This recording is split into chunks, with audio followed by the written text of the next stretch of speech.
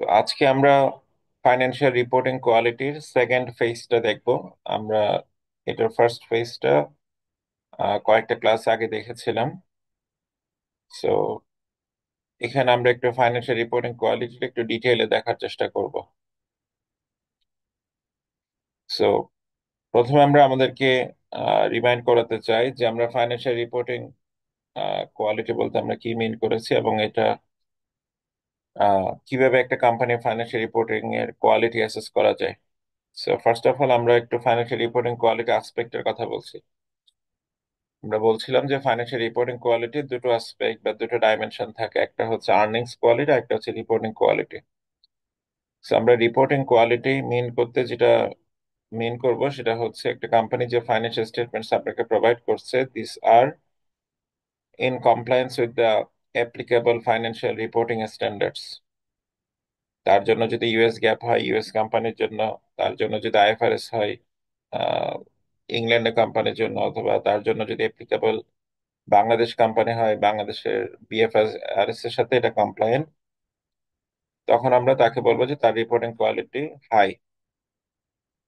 আচ্ছা, এখন high reporting কোয়ালিটির ইউজফুলনেস হচ্ছে আপনি সেই যে ইনফরমেশনটা দিচ্ছে সেটার উপর আপনি কি রাখতে পারবেন, সেই ইনফরমেশনটা আপনি প্রপারলি ইউটিলাইজ করতে পারবেন এবং সেই ইনফরমেশনটা যে রেলিভেন্ট একটা ইনফরমেশন সেটা আপনি আন্ডারস্ট্যান্ড করতে পারবেন। বাট দ্য প্রবলেম অ্যারাইজেস যখন এটা লো কোয়ালিটির রিপোর্টিং হয়, আপনি দেখলেন যে তারা এমন কিছু রিপোর্টিং করছে যেটা ফাইন্যান্সিয়াল রিপোর্টিং স্ট্যান্ডার্ডস এর সাথে কমপ্লায়েন্ট না। তাহলে আমাদের এখানে ডাইমেনশনটা হচ্ছে আমি কতটুকু ফাইন্যান্সিয়াল রিপোর্টিং স্ট্যান্ডার্ডের সাথে কমপ্লাই করছি। আরেকটা অ্যাসপেক্ট যেটা আমরা বলছিলাম যে হাই কোয়ালিটি আর্নিংস বা আর্নিংস কোয়ালিটি।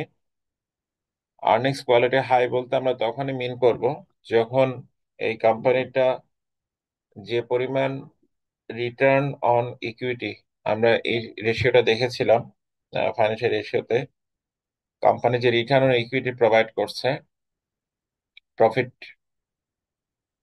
অ্যামাউন্ট বা net profit over average shareholders equity, এই পার্সেন্টেজটা greater from the cost of equity. আপনি যদি ফাইন্যান্স অন্য কোর্স করে থাকেন ওখানে আপনি জেনেছেন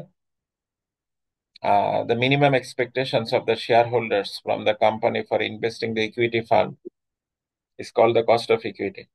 সো এটার তুলনায় যখন রিটার্ন অন ইকুইটিটা কি হয়, বড় হয়, তখন আমরা ওই কোম্পানির আর্নিংস কে বলি হাই কোয়ালিটি আর্নিংস। এটা একটা ডাইমেনশন। আরেকটা অ্যাসপেক্ট হচ্ছে এই কোম্পানির যে আর্নিংসটা, this are mostly coming from some sources which are sustainable. এখন এটা যদি না হয়ে থাকে, আপনার আর্নিংস কোয়ালিটি যদি লো, মানে আর্নিংস কোয়ালিটি যদি হাই না হয়ে থাকে, তখন কিন্তু আমাদের this a matter of concern. এখন আহ, আপনি যখন দেখছেন যে একটা কোম্পানির কোয়ালিটি অফ আর্নিংস লো বা লো কোয়ালিটি আর্নিংস বলছি, আর্নিংস যখন আমি মেন করছি তখন কিন্তু রিপোর্টিং কোয়ালিটির কথা বলছি না। এখন এটা দুটো কারণে হতে পারে, একটা হচ্ছে জেনুইনলি ওই কোম্পানির পারফরমেন্স খারাপ বা সেই কোম্পানিটা ভালো পারফর্ম করতে পারে নাই, অথবা সেই কোম্পানিটা রিয়েলি পারফর্ম করেছে বেশ ভালো, বাট সে কি করেছে, আপনাকে প্রপার রিপ্রেজেন্টেশন দিচ্ছে না। This might be for number of reasons.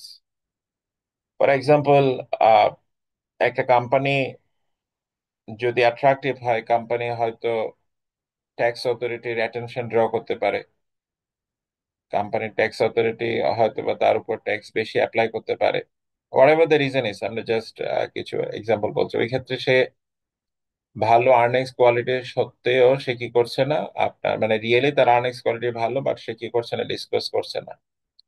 আচ্ছা, এখন এই ম্যাট্রিক্সটার মধ্যে কিছু কমনালিটি আছে। এখন সেই অ্যাসপেক্ট গুলো আমরা যদি এভাবে বুঝতে চাই, ফর এক্সাম্পল আমরা যদি এভাবে ড্র করি, আপনার এখানে আমরা লিখছি রিপোর্টিং কোয়ালিটি,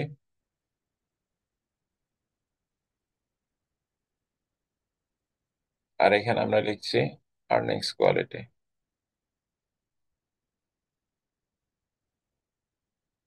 এখন এটা হাই, এটা লো, আবার এখানে হাই, এখানে লো। তাহলে কয়টা ম্যাট্রিক্স আমরা পাই? কত ধরনের ওয়ে হতে পারে? And this is something very attractive, যে একটা company reporting quality is high এবং company earnings quality is also too high, the kind of very much attractive company. আরেকটা কোম্পানি যার রিপোর্টিং কোয়ালিটি লো বাট এবং তার earnings কোয়ালিটিও লো, এটা সবচেয়ে খারাপ কোম্পানি। ঠিক আছে। এখন আহ এটা চ্যাপ্টার কত স্যার? স্যার একটু পরে জয়েন করছি তো স্যার, এই যে এখন জয়েন করলাম মাত্র। হুম, এটা হচ্ছে রিডিং 38, আপনি আউটলাইনে দেখতে পাবেন। স্যার আমাদের কি আউটলাইন স্যার আমি প্রথম মিনিট সিলেবাস সম্পর্কে আলোচনা করা হয়েছে স্যার? না, আলোচনা করা হয় নাই। কোর্সে মেনশন করা আছে, আমরা ওটাই রিপিট করব। মানে আচ্ছা। স্যার মানে কোন পর্যন্ত প্রথম মিডটা মিডটা স্যার ক্লাস শেষে বলা হবে তাই তো? জি জি জি, থ্যাংক ইউ স্যার। আউটলাইনে আছে, আউটলাইনে মেনশন করা আছে, আমরা দেখাবো। ওকে। সো কোম্পানির রিপোর্টিং কোয়ালিটি হাই বাট তার আর্নিংস কোয়ালিটি লো, এটা কিভাবে হতে পারে?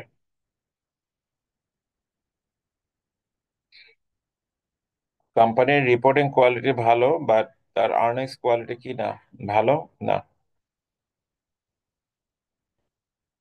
ফর এক্সাম্পল, এই কোম্পানিটা যে রিপোর্টিং করছে সেটা আইএফআরএস এর সাথে কমপ্লায়েন্ট, সেটা ডিসিশন ইউজফুল, এটা নিয়ে কোনো কনফিউশন নাই। But the way the company is generating the earnings is not of high quality, সেটা কিভাবে হতে পারে? সেখানে যে এক্সাম্পলটা দেওয়া আছে, ফর এক্সাম্পল কোম্পানি ইনভেন্টরি ভ্যালুয়েশনের জন্য লিফো ইউজ করতে পারে, ফিফো ইউজ করতে পারে। এখন একটা কোম্পানি কি করলো, যে ফলো করে হচ্ছে লিফো, সে লিফো লিকুইডিয়েশন করছে। লিফো লিকুইডিয়েশনটা কিরকম?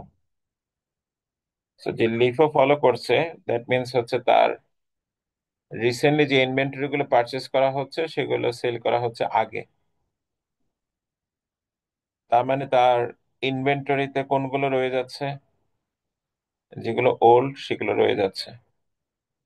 এখন সে যেটা করলো, তার যে ওল্ড ইনভেন্টরি গুলো রয়ে গেছে এগুলোকে হেভি ডিসকাউন্টে সেল করলো। এখন হেভি ডিসকাউন্টে যে সে ওই ইনভেন্টরি গুলো সেল করলো, এটার কারণে তার আগের যে ইনভেন্টরি গুলো কেনা ছিল সেগুলো কি কম প্রাইসে কস্টিং হবে কিনা, যেহেতু হাই ডিসকাউন্টে সেল করেছে। And কম প্রাইসে যখন কস্টিং হবে তখন আপনি যখন সেলস থেকে cost of goods sold minus করবেন, এই কস্ট অফ গুডস সোল্ড নাম্বারটা কি হবে, একটা ছোট নাম্বার হবে। যেহেতু ইনভেন্টরি বিক্রি করেছেন, আর্লিয়ার পারচেসড ইনভেন্টরি, এবং হেভি ডিসকাউন্ট দিয়েছেন এই কারণে। এখন এটার কারণে আপনার profit is likely to be inflated, but the way how the profit looks like a good number, is it a organic way? Answer হচ্ছে এটা অর্গানিক ওয়ে না, এটা একটা সাস্টেনেবল ওয়ে না। এটা আপনি করতে পারেন আপনার সেলস বুস্ট আপ করার জন্য, বাট আপনি যা যা করেছেন এটা নিয়ে আপনার রিপোর্টিং এ কোনো সমস্যা নেই। রিপোর্টিং আপনি যা করার কথা সেটা করেছেন। আপনি লিফো ফলো করতে পারেন, সেটা আপনি করেছেন। লিফো যেভাবে ফলো করতে হবে সেভাবে আপনি করেছেন। But the way how you're generating revenue is not a healthy way. So it is a example for what? High quality reporting but low quality earnings. আর এখানে আমরা যেটা বলছি সেটা হচ্ছে reporting quality low but earnings quality high. This is a rare scenario. সাধারণত যে কোম্পানির earnings quality high থাকে সে চায় যে একটা হাই কোয়ালিটি রিপোর্টিং প্রোভাইড করতে। So this is not likely to be true. So হতে পারে, বাট এক্সেপশনাল কেস। ঠিক আছে। আচ্ছা।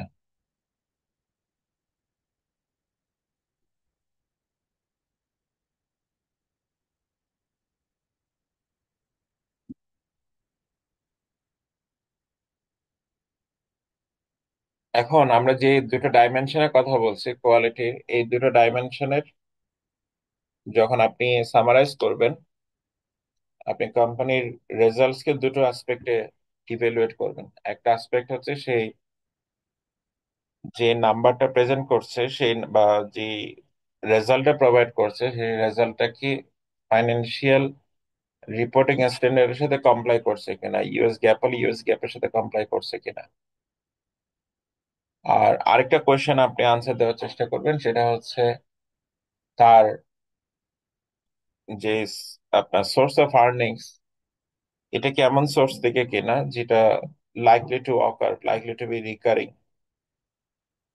এই দুটোর আনসার যদি ইয়েস পাওয়া যায়, you might be happy that এই কোম্পানির reporting quality and earnings quality is very good. আচ্ছা, এখন ফাইন্যান্সিয়াল কোয়ালিটির রিপোর্টিংটা একটা আপনার আই মিন এক্সট্রিম বিষয় না, এটা একটা I would say spectrum type. আমরা গত ক্লাসে হয়তো এটা, গত ক্লাসে না, যখন রিপোর্টিং কোয়ালিটির কথা বলেছিলাম তখন এটা মেনশন করেছিলাম। সুপার ফর্ম অফ কোয়ালিটি হচ্ছে রিপোর্টিং কোয়ালিটি বা রিপোর্টিং স্ট্যান্ডার্ডের সাথে কমপ্লায়েন্ট এবং আর্নেস কোয়ালিটিও হাই। আর এরপর আছে যে আপনার reporting quality high but earnings quality is not low. এরপর আমরা বলছি যে আপনি রিপোর্টিং এর সাথে কমপ্লেন করছেন বাট আপনি যেভাবে অ্যাকাউন্টিং প্র্যাকটিস করে থাকেন this are most likely to be biased. মানে আপনার রিপোর্টিং স্ট্যান্ডার্ডস কিন্তু আপনাকে বায়াস হতে নিষেধ করে নাই, আপনাকে বায়াস হওয়ার জন্য অ্যালাউ করেছে। তো আপনি সেটার সুযোগ নিয়ে যখন আপনি বায়াস চয়েস করলেন তখন কিন্তু আপনার কোয়ালিটি কি হয়ে গেল, কমে গেল। 4 নাম্বার আমরা বলছি নন কমপ্লায়েন্ট অ্যাকাউন্টিং। তার মানে আপনি আর কিসের মধ্যে নাই, রিপোর্টিং স্ট্যান্ডার্ডের সাথে কি করছেন না, কমপ্লাই করছেন না। সেরকম অনেক সময় কোম্পানিগুলো করে থাকে। মোস্ট লাইকলি যে কোম্পানি যখন বেশ বড় বড় লস করে, সে মাইট বি থিঙ্কিং অফ যে আমি একটা বড় লস করলাম। এখন এই লস মেকিং কোম্পানিটার যে ইউনিটটা আছে, সেই ইউনিটটা আমি কি করলাম, আপনার রিপোর্টিং করলাম না।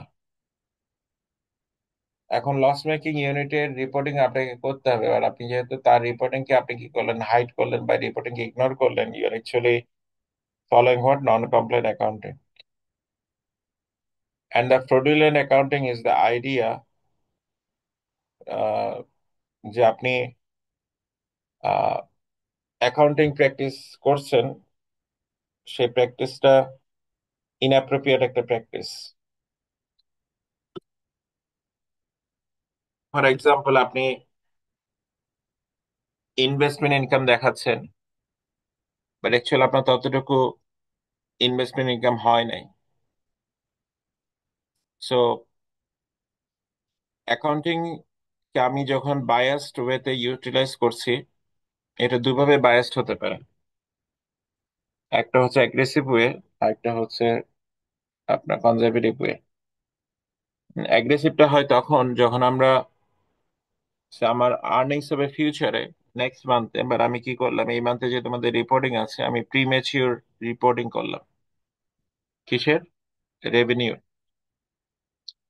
আর আমার এক্সপেন্স যখন হচ্ছে তখন আমি এটা কি কি করলাম, যদি আমি অ্যাগ্রেসিভ হই, এই পিরিয়ডে এক্সপেন্সকে আমি কনসিডার করছি it is an expense of the next period. So এরকম যদি প্রবলেম থাকে তখন কিন্তু আপনার ফাইন্যান্সিয়াল রিপোর্টিং এর কোয়ালিটি কি করে, ডিটারিয়েট করে। ফাইন্যান্সিয়াল রিপোর্টিং কোয়ালিটি যে সকল কারণে এফেক্টেড হয় সেটার ব্রডলি টু টাইপস, সেটা ডিটেল আমরা দেখব। প্রথমটা হচ্ছে measurement and the timing issue.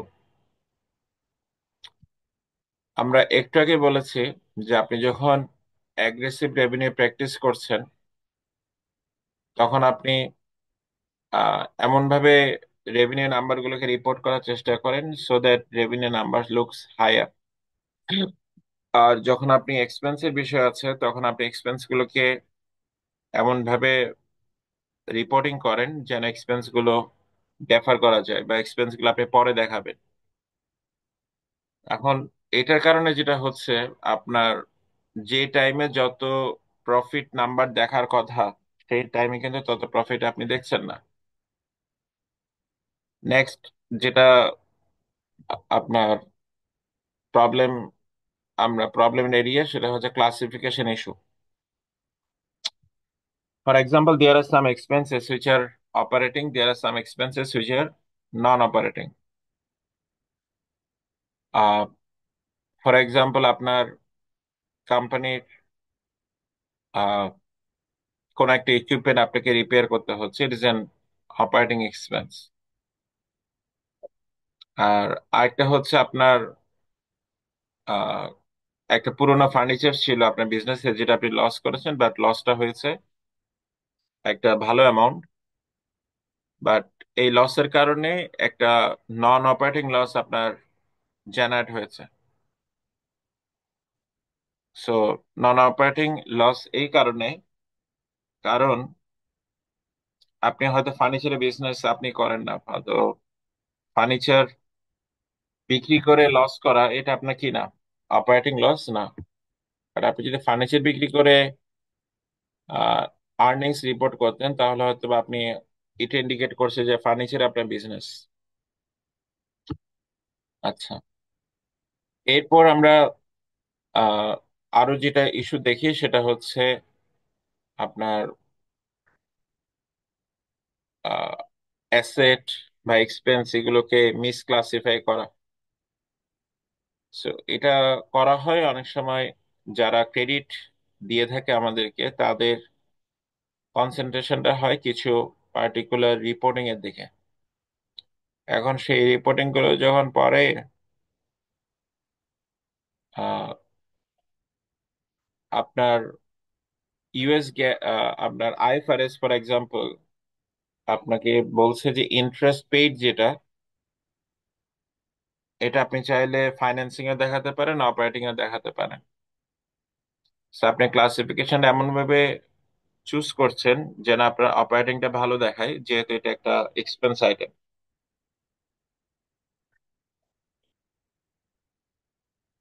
এরকম মিসক্লাসিফিকেশনের বেশ কয়েকটা এক্সাম্পলস এখানে আছে, এবং কোনটার ইফেক্ট কিরকম হয় আমরা একটা দেখার চেষ্টা করছি। ফর এক্সাম্পল, কোন একটা এক্সপেন্স এটা হচ্ছে আপনার operating expense. What does it mean operating expense? মানে এটা it is likely to repeat in every period. For example, আপনার ফ্যাক্টরি একটা খরচ আছে, বা মেশিনের একটা খরচ আছে, বা আপনার শোরুমের একটা রেন্টাল এক্সপেন্স আছে। এখন এটা একটা operating expense. If you can not think of your operations without paying this rent.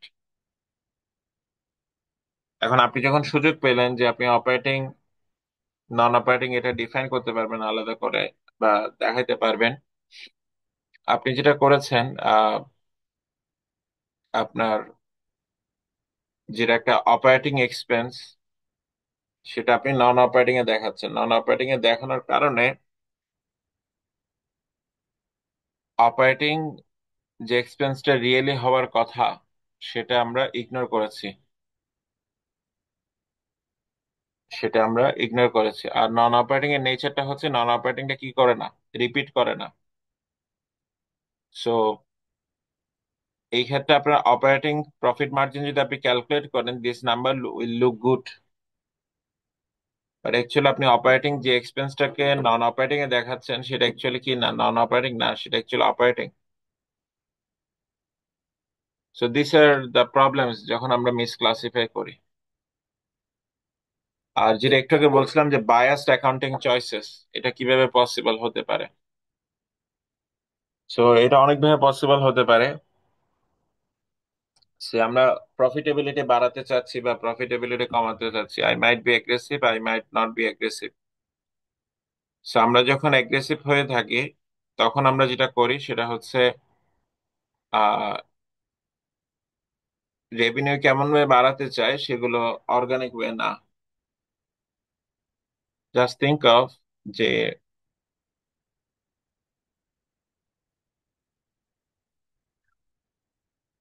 এখন অ্যাগ্রেসিভ রেভিনিউ রিকগনিশন কিভাবে পসিবল প্রফিটেবিলিটি বাড়ানোর জন্য?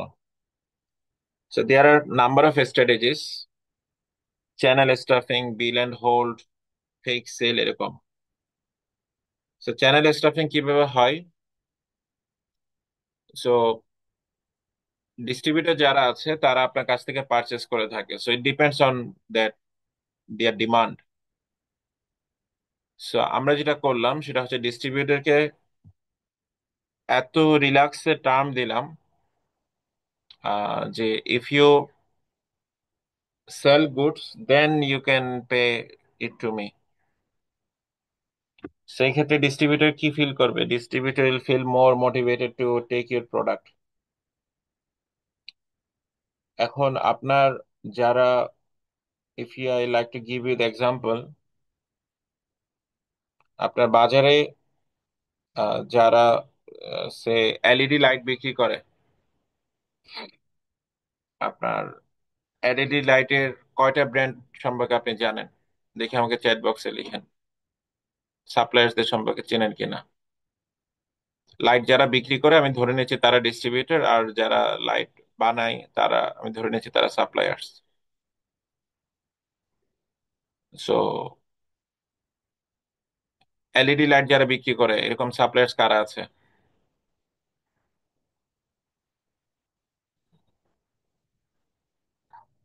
একটু লিখবেন চ্যাট বক্সে, মানে লাইটের ব্র্যান্ড লিখলেও হবে।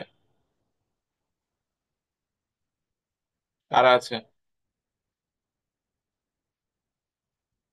কাউকে চিনি না। আচ্ছা, আমরা দেখি কয়টা রেসপন্স পাওয়া গেছে। এনার্জি প্যাক, সুপার স্টার, তারপর ক্লিক, ফ্লিপস। আচ্ছা,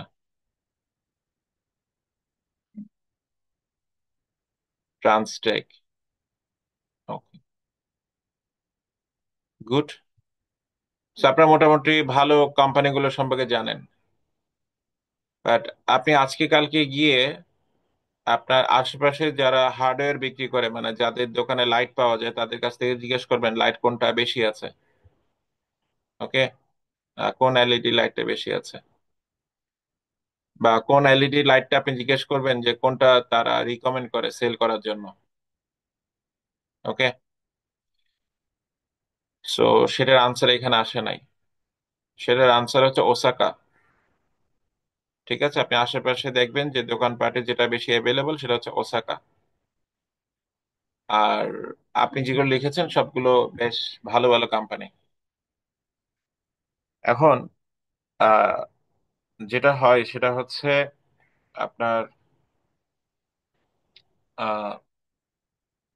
ফিলিপস বা ট্রান্সটেক এই কোম্পানিগুলো যেটা করে,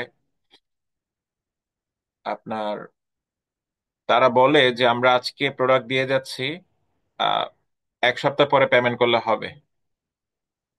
রাইট? আর যারা আপনার সে এনার্জি প্যাক বা আপনার ক্লিক যারা আছে তারা বলে যে তারা 2 সপ্তাহ পরে পেমেন্ট করলে হবে, আমরা আজকে প্রোডাক্ট দিয়ে যাচ্ছি।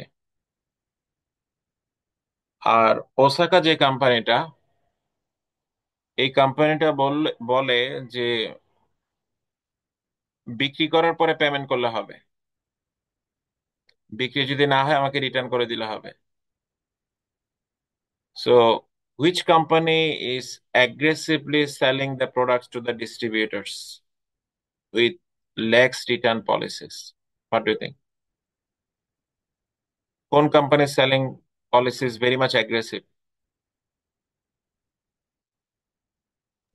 বিক্রি করার পরেই টাকা দিলে হবে। হ্যাঁ, হ্যাঁ, হ্যাঁ।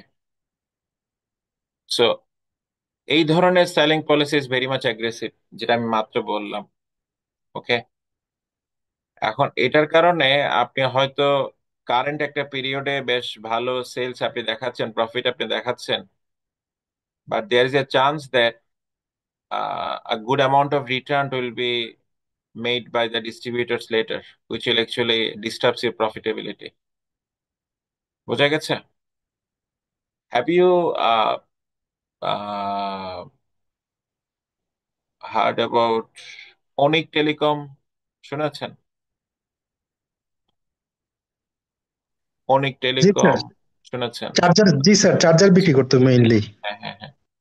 তো অনিক টেলিকমের আপনি একটু আহ, তারা কেন আজকে মার্কেটে নাই, এটা একটু কেসটা একটু খুঁজবেন, আহ, এটা একটু এক্সপ্লোর করবেন। সো ইউল সি সামথিং যে যখন মানে আপনার ডিস্ট্রিবিউটররা কি থাকবে না, অনেস্ট থাকবে না, বা ডিস্ট্রিবিউটররা খুব আহ, মানে আপনার সাথে কোঅপারেট করবে না, there is a chance of significant loss. ঠিক আছে? তো সেটা একটু ডিফারেন্ট ইস্যু, বাট এটার সাথে একটু কানেক্টেড, একটু দেখার চেষ্টা করবে, আমি এখানে ডিসকাস করছি না। আচ্ছা, তারপর আহ, আপনার channelling gain through net income and losses or through other comprehensive income. So আমার টার্গেট কি? আমার টার্গেট হচ্ছে সে ফর এক্সাম্পল আমি প্রফিটেবিলিটি বাড়াতে হবে। সো এখন আমরা, there are some items which affects the shareholders equity but bypass the income statement, মানে ইনকাম স্টেটমেন্ট আসবে না। সো এই আইটেমস গুলো আদার কম্প্রিহেন্সিভ ইনকামে দেখানো হয়। ফর এক্সাম্পল, যেই আহ, আপনার ফাইন্যান্সিয়াল সিকিউরিটিজ যেগুলো আমরা রেখে দিই অ্যাভেলেবল ফর সেল, মানে এগুলো আমি হেল্প ফর ট্রেডিং এর জন্য রাখছি না, বা হেল্প টু ম্যাচিউরিটির জন্য রাখছি না, available for sell. According to reporting standard এগুলোকে আপনার, এগুলোর যে আনরিয়েলাইজড গেইন বা লস হয় এটা আপনাকে দেখাতে হয় আদার কম্প্রিহেন্সিভ ইনকামে। এখন আদার কম্প্রিহেন্সিভ ইনকামে আসলে কিন্তু আপনার নেট প্রফিট বাড়ছে না, বাট আপনি যদি বা কোনো কোম্পানি যদি এটা করে, আনরিয়েলাইজড গেইন হলো কোন ক্যাটাগরি সিকিউরিটি, যে ক্যাটাগরি সিকিউরিটি হচ্ছে অ্যাভেলেবল ফর সেল, এখন সে unrealised gain from available for sale সিকিউরিটিসটা নিয়ে আসলো ইনকাম স্টেটমেন্টে। এটার কারণে কি হবে? নেট ইনকাম বেড়ে যাবে। বাট এটা যে কারণে করেছে, এখন এটা তার, সে চাইলেই এটা করতে পারবে না। তার রিয়েলি তার ইন্টেনশন, মানে তার অরিজিনাল ইন্টেনশন ছিল এই সিকিউরিটিটা হচ্ছে অ্যাভেলেবল ফর সেল, বাট সে এটাকে যেটা করলো, আপনার তার ক্লাসিফিকেশন চেঞ্জ করে ফেলতে পারে, ক্লাসিফিকেশন চেঞ্জ করে সেই কাজটা করতে পারে। এরপর আপনার প্রফিটেবিলিটি যে মিসস্টেট করা হয়েছে, এটার কি কোনো সাইন আছে কিনা বোঝার জন্য। So, এটা বোঝার জন্য যে সাইন গুলো আছে, আমরা কয়েকটা সাইন নিয়ে কথা বলি। ফার্স্ট অফ অল, আপনার কোম্পানির যে রেভিনিউ গ্রোথ থাকে কোয়ার্টার টু কোয়ার্টার অথবা ইয়ার অন ইয়ার, এই রেভিনিউ গ্রোথটা এক্সপেক্ট করা হয় যে এই রেভিনিউ গ্রোথটা তার ইন্ডাস্ট্রির যারা কম্পিটিটর আছে তাদের সাথে কমপ্লাই করবে বা তাদের কাছাকাছি থাকবে। এখন কোন কোম্পানির রেভিনিউ গ্রোথ যদি তার পিয়ারের তুলনায় অনেক বেশি দেখা যায়, সে ইন্ডাস্ট্রি অন্যান্য কোম্পানিগুলো 10% গ্রো করছে, বাট আপনার কোম্পানির রেভিনিউ গ্রোথ দেখা যাচ্ছে 15%। আমরা এটাকে ইম্পসিবল বলছি না, but it is really unlikely যে সবাই 10% গ্রো করছে, বাট আপনার এমন কি আছে যে যেটার কারণে আপনি 15% গ্রো করছেন?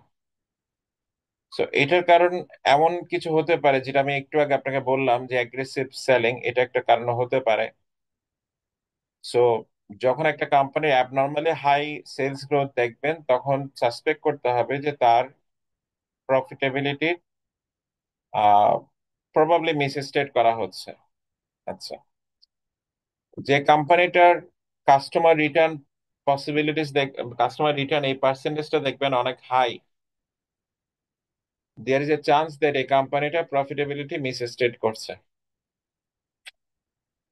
আহ একটু আগে যে কোম্পানিগুলোর কথা বললাম, এই কোম্পানির আপনার যদি অ্যাগ্রেসিভ রেভিনিউ প্র্যাকটিস করে, তার কিন্তু কাস্টমার রিটার্নের প্রবাবিলিটি বেড়ে যাবে। দেন কোম্পানিগুলোর এমন হতে পারে, আহ, আপনার ইনকাম স্টেটমেন্ট থেকে আপনি ইবিআইটি ক্যালকুলেট করেন, আর ক্যাশ ফ্লো স্টেটমেন্টের ক্যাশ ফ্লো ফ্রম অপারেশনস এখান থেকে আপনি অপারেটিং ক্যাশ ফ্লো পান। আইডিয়ালি এই নাম্বারগুলো আপনার খুব বেশি ডাইভারজেন্ট হয় না। মানে আমি যেটা বলার চেষ্টা করছি যে অপারেটিং ইনকাম হচ্ছে 2 টাকা, মানে 2 মিলিয়ন, আর এমন হবে না যে অপারেটিং ক্যাশ ফ্লো 0.6 মিলিয়ন অথবা আপনার 0.5 মিলিয়ন, যেখানে অপারেটিং ইনকাম হচ্ছে 2 মিলিয়ন। সো এর মধ্যে যদি বেশ ভালো একটা গ্যাপ থাকে, ইউ শুড সাসপেক্ট দ্যাট যেখানে প্রফিটেবিলিটি মিসস্টেট করা হয়েছে। সো এটা এমন হতে পারে যে আমি যখন সেলসটা আর্টিফিশিয়ালি বাড়াচ্ছি, মানে আনহেলদি উপায়ে বাড়াচ্ছি, আমার operating income is too high, but সে অনুযায়ী আমার কি আসবে না, অপারেটিং ক্যাশ ফ্লো আসবে না। আমি হয়তো সেলসকে কি করছি, বুস্ট আপ করছি।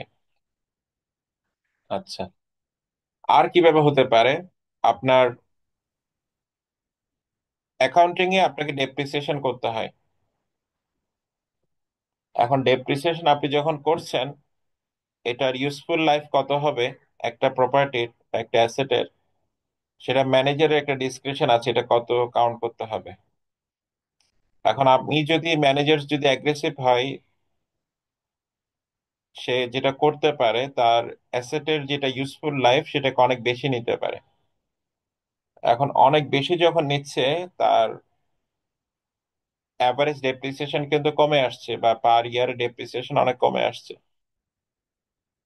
So this is something of warning sign. এখন আমি কি এটা কিভাবে বলবো যে সে ইউজফুল লাইফ বেশি নিয়েছে নাকি কম নিয়েছে? So, আপনার ইন্ডাস্ট্রিতে যারা পিয়ার আছে তাদের কাছে আপনার একই ধরনের অ্যাসেট আছে। সো কোন অ্যাসেট কতটুকু ডেপ্রিসিয়েট হয়, এটার একটা ইন্ডাস্ট্রি অ্যাভারেজ আছে। সো ইন্ডাস্ট্রিতে সবাই অ্যাসেটে ডেপ্রিসিয়েট করছে 5 বছর করে, বাট আপনি ডেপ্রিসিয়েট করছেন 7 বছর করে। What might be the speciality in your asset, যেটা কারণে আপনি মনে করছেন যে আপনার useful life 7 years? So companies গুলো তার ফাইন্যান্সিয়াল স্টেটমেন্টস এর নোটে একটা অ্যাসেট ডেপ্রিসিয়েশন স্কেডিউল দিয়ে থাকে, সেখান থেকে ইউজফুল লাইফের ব্যাপারে কি পাওয়া যায়, আপনার এস্টিমেট করা যায়। আচ্ছা, এখন অ্যাসেটস আর লায়াবিলিটিস কিভাবে আপনি মিসস্টেট করতে পারেন, বা মিসস্টেট কিভাবে করা হয়? আমি ইউজফুল লাইফের ব্যাপারে মাত্র বলেছি। Some assets which are say current asset, managers might be shifting the current some category of current assets to non-current category. So এটার কারণে যেটা হয়, সে আপনার রিয়েলি হচ্ছে সে অ্যাকাউন্টস রিসিভেবল, তার কাছ থেকে আপনার 6 মাসে ক্যাশ কালেক্ট করার কথা, আর আপনি যেহেতু পাচ্ছেন না, what ever the reason is, আমরা হয়তো, সে যেটা করলো যে ওই অ্যাকাউন্ট রিসিভেবলের ডেফিনিশন, মানে তার একটা পোর্শন অফ অ্যাকাউন্ট রিসিভেবল কে সে লং টার্ম রিসিভেবলস বানিয়ে নিল। এখন এটার কারণে কি হলো, তার অ্যাকাউন্ট রিসিভেবলের ভ্যালু কমে গেল। অ্যাকাউন্ট রিসিভেবলের ভ্যালু যদি কমে যায়, সে যখন current assets over current liabilities calculate করবে, এই নাম্বারটা কি দেখাবে, ভালো দেখাবে, কারণ তার তো অ্যাকাউন্ট রিসিভেবল নাম্বারটা কম। সো এই ধরনের প্রবলেম হতে পারে। আর কি হতে পারে, আপনার কোম্পানিজ গুলো যখন আপনার সে লোনস এন্ড ইনভেস্টমেন্ট দুটোই কিন্তু অ্যাসেট। আমাদের যে কোম্পানিটা আপনি শুনেছেন, ফার্মার্স ব্যাংক, এটা এখন তো পদ্মা ব্যাংক। এটা যেটা করেছিল, তার লোনস এন্ড ইনভেস্টমেন্ট এই দুটোর মধ্যে ফান্ডামেন্টাল ডিফারেন্স আছে কিনা? What do you think? এই দুটো কি সেম, নাকি এই দুটোর মধ্যে তফাৎ আছে ফান্ডামেন্টাল? সেম না। হ্যাঁ, সেম না স্যার। সেম না কি? মানে হুইচ, কোনটার কারণে you are likely to expose yourself to more risk? Sir interest ফ্যাক্টরের জন্য স্যার। হ্যাঁ, হ্যাঁ। তো ইনভেস্টমেন্টে you are expose to more risk, right? জি স্যার। আর লোনের ক্ষেত্রে you are less expose to risk. হ্যাঁ, বিকজ অফ ইন্টারেস্ট স্যার, কারণ এখানে হ্যাঁ, ইন্টারেস্টটা হ্যাঁ। ফিক্স করা থাকে স্যার। আচ্ছা, এখন আমি একটু দেখি পাই কিনা। ফার্মার্স ব্যাংক যেটা করেছিল, আপনার তাদের কিছু লোন যেহেতু কালেক্ট হচ্ছিল না, আহ,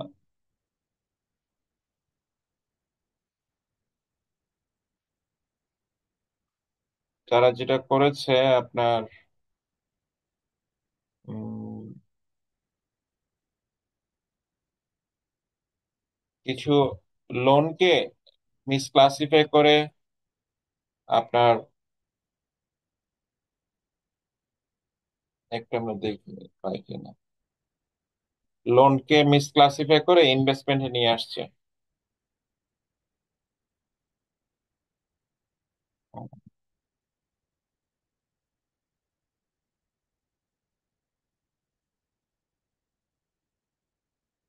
এটা আরো আগে থাকার কথা, আগে নিউজ গুলো দেখা যাচ্ছে না।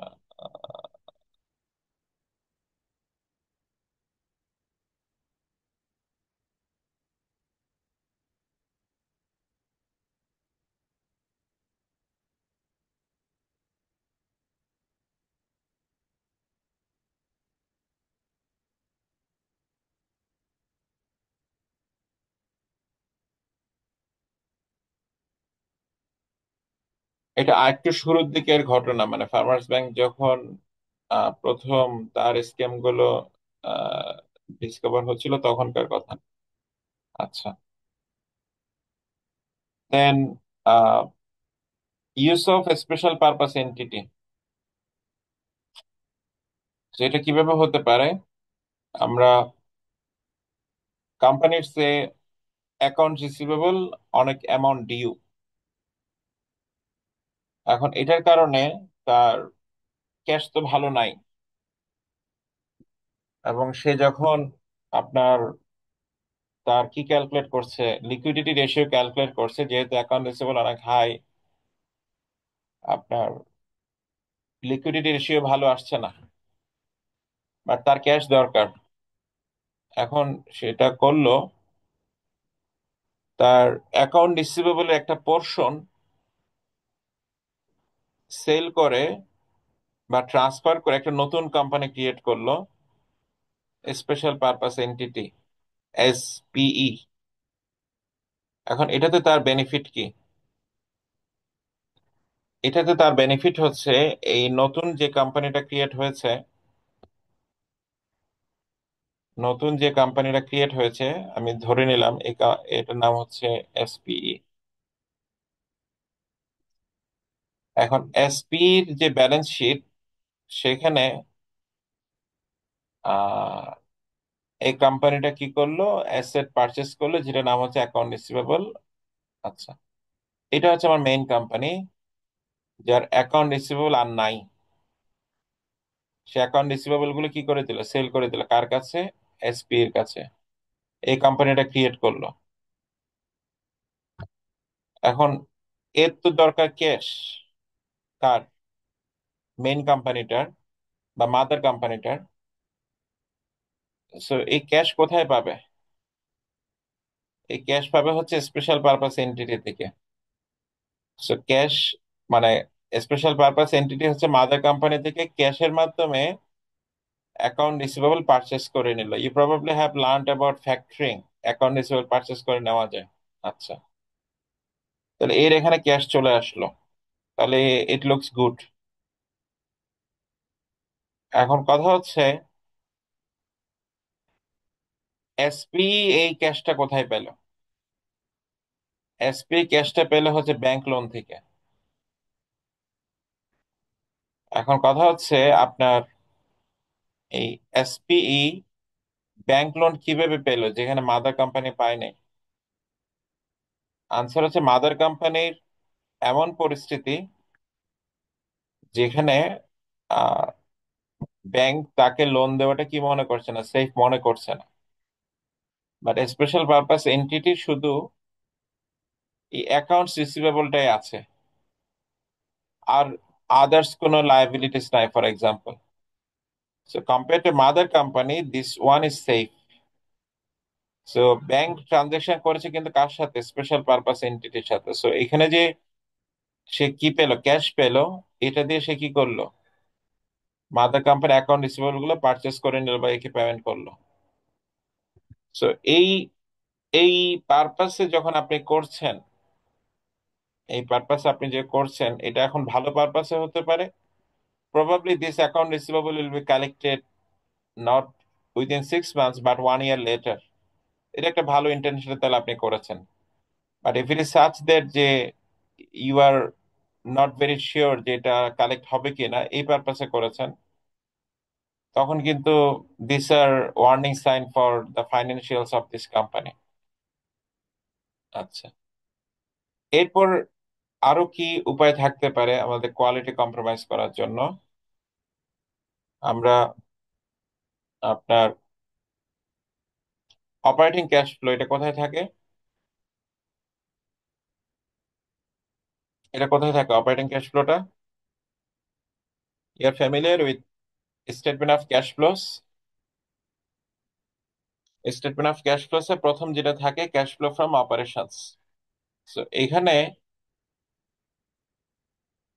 কোম্পানিজ আর ইন্টারেস্টেড যে তার ক্যাশ ফ্লো ফ্রম অপারেশনসটা যেন একটা ভালো নাম্বার দেখায় শেয়ার হোল্ডার্সদের কাছে। এবং আপনি যখন দেখবেন যে কোম্পানি গুলো শেয়ার হোল্ডার্সদেরকে তাদের আর্নিংস ডিসক্লোজার ডিক্লেয়ার করে, তার আর্নিংস পার শেয়ার, ন্যাভ, এগুলোর পাশাপাশি সে আরো একটা নাম্বার ডিসক্লোজ করে, সেটা হচ্ছে net operating cash flow per share. আপনি যদি ডিএসসি কোন একটা কোম্পানির নিউজে দেখেন, ইউল সি দ্যাট তারা বলছে যে আপনার আর্নিংস পার শেয়ারের পাশাপাশি সে কি ডিসক্লোজ করছে? আপনার net operating cash flow per share disclose করছে। So, আমরা যদি যে কোনো একটা কোম্পানিতে যাই, আচ্ছা আমরা নিউজে দেখবো, নিউজ আর্কাইভ,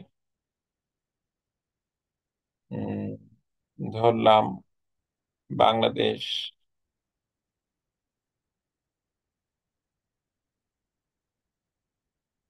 বা বিএটি।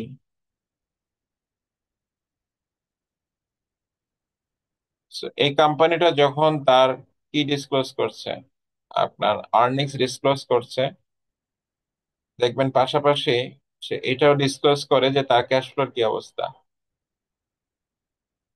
আহ কোথায় আছে? আচ্ছা, কোয়ার্টার 3 ফাইন্যান্সিয়াল দেখেন যে সে ইপিএস ডিক্লেয়ার করেছে, পাশাপাশি আহ ন্যাভ ডিক্লেয়ার করেছে, আর কি ডিক্লেয়ার করেছে? ইপিএস, এই যে net operating cash flow per share. This is something which investors are always looking for. এই যে এই ক্যাশ ফ্লোটা, এটা পার শেয়ার সে ওখানে ডিসক্লোজ করেছে। আচ্ছা, এখন যেহেতু ইনভেস্টররা এটার দিকে কনসেন্ট্রেশন দিয়ে থাকে, তো আমার পারপাস থাকবে এটা যেন একটা ভালো নাম্বার হয়। But if I am not really generating a good cash flow from operations,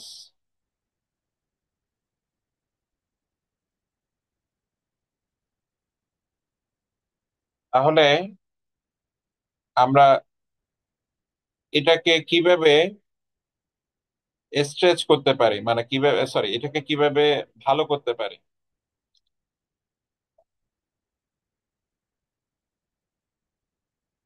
তো ইউ আন্ডারস্ট্যান্ড যে ক্যাশ কালেকশন হলে আমার কি হয়, ক্যাশ ফ্লো ফ্রম অপারেশনস বাড়বে, আর ক্যাশ পেমেন্ট হলে ক্যাশ ফ্লো ফ্রম অপারেশনস কমবে।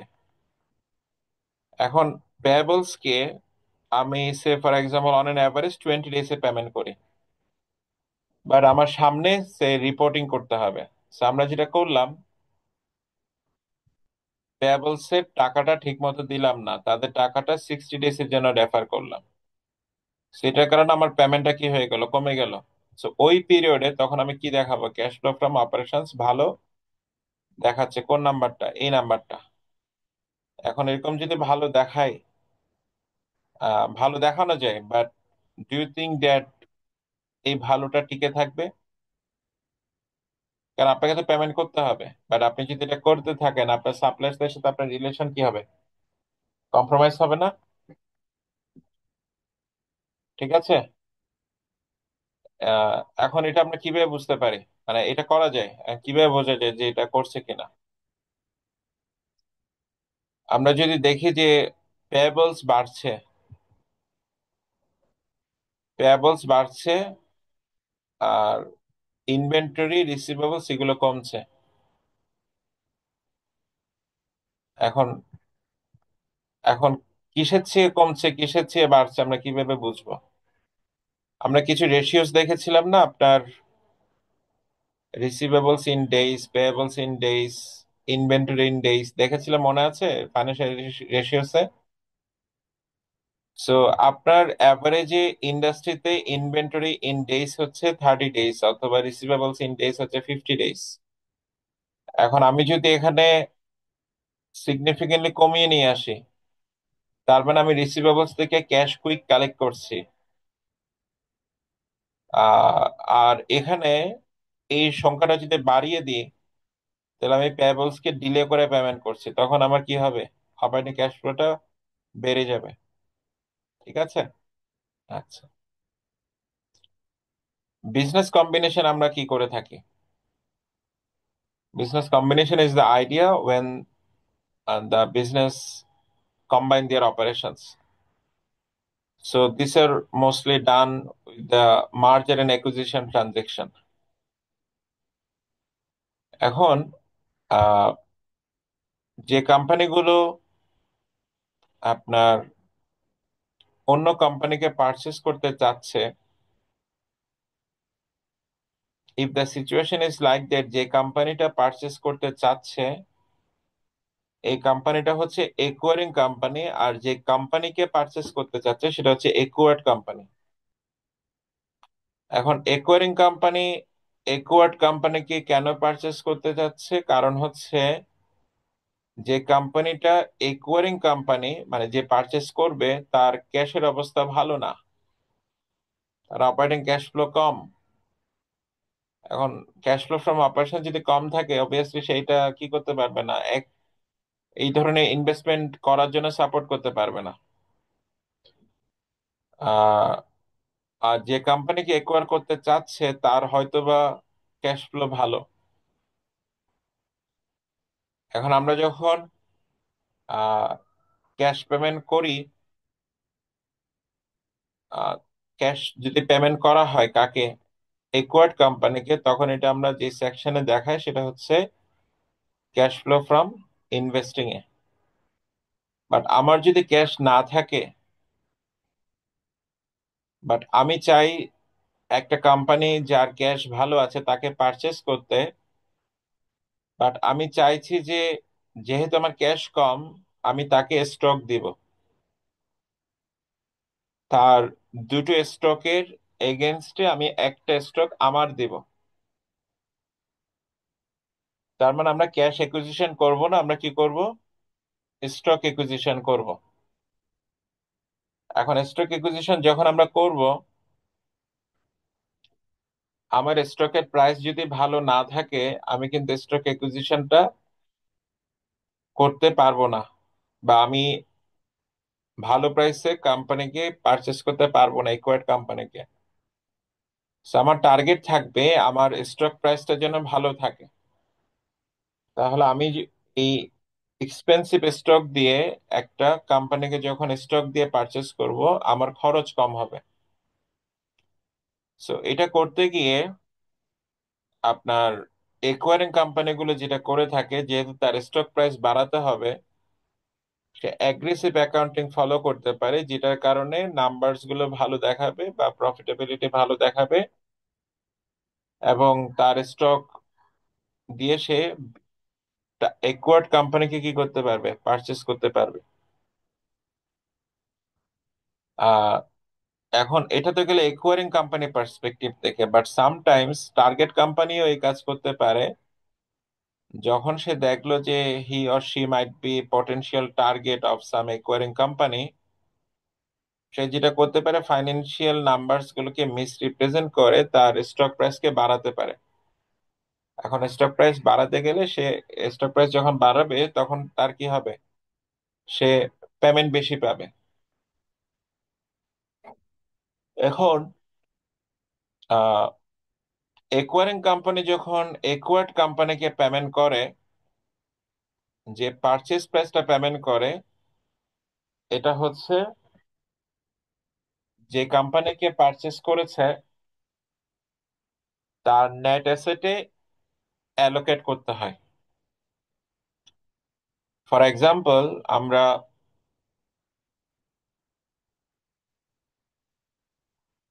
আহ, এই কোম্পানি বি কোম্পানিকে পারচেজ করতে চাই। এখন বি কোম্পানির সিম্পল নেট অ্যাসেট আছে সে 50, বাট আমি পেমেন্ট করলাম 80। এখন এই কোম্পানি যখন বি কোম্পানির অ্যাসেট গুলো দেখাবে এই কোম্পানির ব্যালেন্স শিটে, দেখানোর সময় তাকে যেটা করতে হয়, এই 80 যে পেমেন্টটা করেছে বি কে, এটার অ্যালোকেশনে দেখাতে হয়। এখন অ্যালোকেশনে দেখানোর উপায় হচ্ছে যে বি এর যে নেট অ্যাসেটের ফেয়ার ভ্যালু আছে, সে নেট অ্যাসেটের বুক ভ্যালু হচ্ছে 50, বাট আমরা যখন ফেয়ার ভ্যালু এস্টিমেশন করতে গেলাম তখন আমার সে এস্টিমেশন আসলো 60। তাহলে বাকি 20 আমাকে দেখাতে হবে গুডউইল এই নামে। কি নামে দেখাতে হবে? গুডউইল। আর 60 কিসের জন্য? Payment for net fair value of একুয়ার্ড company asset. এখন এটার ক্ষেত্রে আপনার আহ, আমরা যেটা করলাম, এই গুডউইলের ভ্যালু কি হলো? গুডউইলের ভ্যালু আসলো 20। সো গুডউইলের ভ্যালু, এই গুডউইল এই অ্যাসেটটা আইডেন্টিফাইবল অ্যাসেট না। আইডেন্টিফাইবল অ্যাসেট না বলতে, সেপারেটলি আইডেন্টিফাইবল অ্যাসেট না মিন্স হচ্ছে, এই গুডউইলটা হচ্ছে আপনার যে কোম্পানিটাকে আপনি একোয়ার করেছেন এই কোম্পানির সাথে ইন্টিমেটলি কানেক্টেড, মানে আপনি এটাকে সেপারেটলি কি করতে পারবেন না, ট্রানজাকশন করতে পারবেন না। ফর এক্সাম্পল, এই কোম্পানি যদি একটা ফার্নিচার থাকে, কোম্পানি যাকে আপনি একোয়ার করেছেন এটাকে আপনি সেপারেটলি বিক্রি করতে পারবেন, বাট এখানে আপনি যেটা গুডউইল দেখাচ্ছেন এটাকে আপনি কি করতে পারবেন না, সেপারেটলি আপনি সেল করতে পারবেন না। এখন এই গুডউইলটা যদি আসে, এটাতে আমার লাভ কি, মানে একোয়ারিং কোম্পানির লাভ কি? কারণ আমি ফেয়ার ভ্যালু করে ওই কোম্পানির যে অ্যাসেট গুলো আমার অ্যাকাউন্টিং ব্যালেন্স শিটে আসলো, এগুলোর আমার কি করা লাগবে, ডেপ্রিসিয়েশন অ্যামোর্টাইজেশন করা লাগবে। সো ডেপ্রিসিয়েশন অ্যামোর্টাইজেশন করলে আমার কি বাড়ে? এক্সপেন্স বাড়ে। বাট এই যে 20 যেটা গুডউইল হিসেবে দেখাচ্ছি, গুডউইলের অ্যামোর্টাইজেশন হয় না। গুডউইলের কি হয় না? অ্যামোর্টাইজেশন হয় না। তাহলে গুডউইলের জন্য কি আমার ডেপ্রিসিয়েশন বা এক্সপেন্স বা অ্যামোর্টাইজেশন এই খরচগুলো বাড়বে? বাড়ছে না। তাহলে আমার প্রফিটেবিলিটি উইথ গুডউইল আর উইথাউট গুডউইল কোনটাতে ভালো দেখাবে? With goodwill. আমি যদি এখানে বেশি অ্যামাউন্ট অ্যালোকেট করতে পারি তাহলে আমার কম অ্যামাউন্ট এখানে এক্সপেন্স আসবে, তখন আমার প্রফিটেবিলিটি নাম্বার কি দেখাবে? বেশি দেখাবে। এবং যারা শেয়ার হোল্ডার্স তারা ভাববে যে আমার এই একুইজিশন ইজ মোর প্রফিটেবল, যেহেতু আমার এখানে এক্সপেন্স কি হচ্ছে না, বাড়ছে না। এখন এক্সপেন্স কেন বাড়ছে না? কারণ আমি যে প্রাইসটা পেমেন্ট করেছি তার একটা সিগনিফিকেন্ট অ্যামাউন্ট কোথায় অ্যালোকেট করেছি, গুডউইলে। সেটা কিভাবে অ্যালোকেশন করা পসিবল হয়েছে? কারণ আমি যে কোম্পানিকে টার্গেট করছি সেই কোম্পানিটার আপনার যে আইডেন্টিফাইবল নেট অ্যাসেট, এটাতে ফেয়ার ভ্যালু মানে এটাতে অ্যালোকেশনটা আমি কম দেখাচ্ছি, আমি বেশি অ্যালোকেশন দেখাচ্ছি কিসে, গুডউইলে। So this are the some areas যেখানে আপনার একুয়ারিং কোম্পানি অ্যাকাউন্টিং কে ইউটিলাইজ করতে পারে ফর ইনফ্লেটিং দ্য প্রফিট। আর এই সিকোয়েন্স আমরা যেটা বলেছিলাম যে দেয়ার আর সাম প্র্যাকটিসেস যেটা হয়তোবা আপনার ফাইন্যান্সিয়াল রিপোর্টিং স্ট্যান্ডার্ডস এর সাথে কমপ্লাই করছে, but it's not the economic reality. So what may be the I mean examples? এখানে আমরা যে এক্সাম্পলস গুলো দেখছি, আমরা একটা এক্সাম্পলস দিই। যেটা মূল কথা হচ্ছে এখানে যে ফাইন্যান্সিয়াল রিপোর্টিং স্ট্যান্ডার্ডস এর সাথে কমপ্লায়েন্ট মানে reporting quality high, but economic reality কি করছে না, রিফ্লেক্ট করছে না। সো আমরা যখন ইম্পেয়ারমেন্ট অর রিস্ট্রাকচারিং লসেস দেখাই, তখন ইট reflects the over statements of income in prior periods. আমি যদি আমার ইম্পেয়ারমেন্ট বা রিস্ট্রাকচারিং এর লস এটাকে যদি ডেফার করি, দ্য আইডিয়া হচ্ছে এটা আমরা কিভাবে করি। ধরে নেন যে আমরা কোম্পানি রিস্ট্রাকচার হচ্ছে, রিস্ট্রাকচার বুঝেন তো?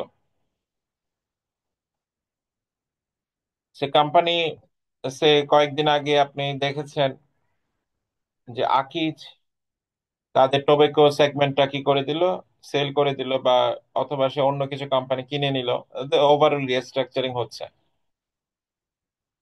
অথবা তার বিজনেস আগে ম্যানুয়াল প্রসেস ছিল, এখন সে পুরোপুরি অটোমেটেড করছে। সো এখানে তার কিছু চার্জেস হয় এটা করতে গেলে।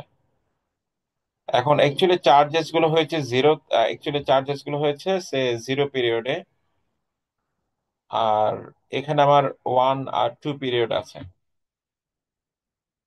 তো যেটা কোম্পানি করতে পারে সেটা হচ্ছে এই রিস্ট্রাকচারিং চার্জটা কখন দেখাবে, এটাতে ম্যানেজার্সদের একটা ডিসক্রিপশন আছে।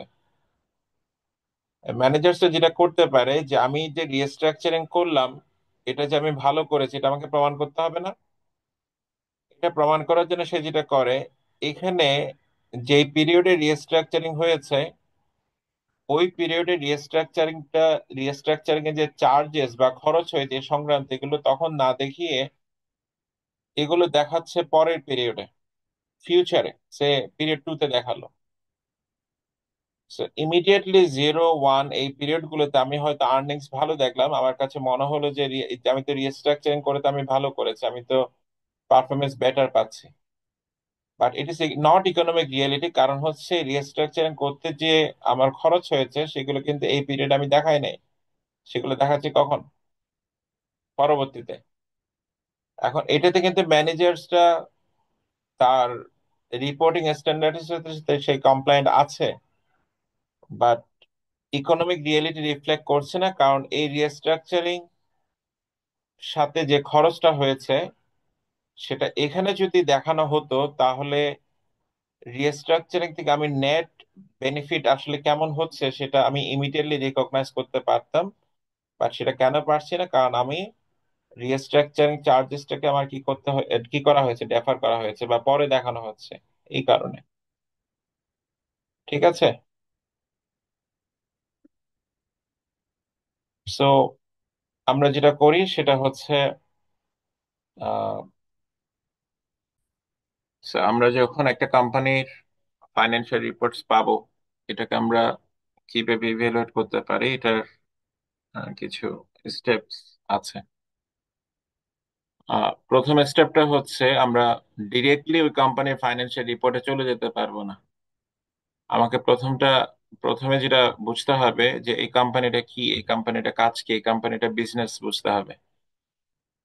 সো এই কোম্পানিটা কোন ইন্ডাস্ট্রিতে বিলং করে এটা প্রথমে বুঝতে হবে।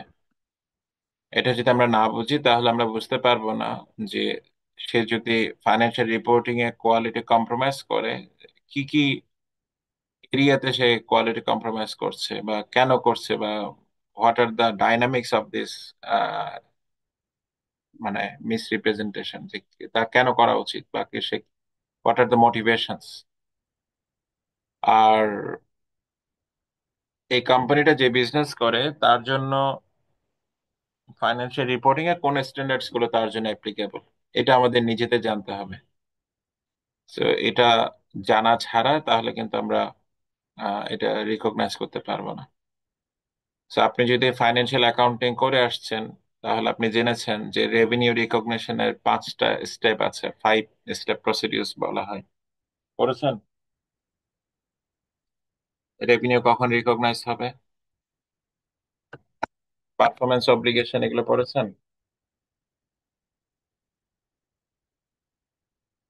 কখন আমরা রেভিনিউ রিকগনাইজ করতে পারি? সে এক্সপেন্সের রিকগনিশনে ম্যাচিং প্রিন্সিপাল পড়েছেন?